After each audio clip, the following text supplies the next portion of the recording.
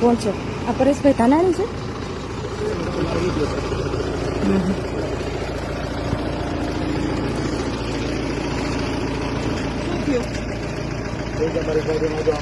પણ એક મિનિટ, તમે કોણ છો? અમે એના ઘરેથી લાવ્યા છીએ તો અમારી જવાબદારી બને છે ઘરે મૂકી આવવા. રાત્રે તમે ક્યાં લઈને જાવ છો અત્યારે બેન એને? ચડાવવા માટે, ધમકાવવા માટે? નહીં, એના ઘરના સભ્યો સાથે છે ભાઈ, એનો ભાઈ છે, એની બેન છે. ક્યાં ડરાવો ધમકાવવા? કઈ નહીં બેન, તમને એવું કઈ પ્રેમથી લાવ્યા છે તમારા મમ્મી પપ્પાની મંજૂરીથી?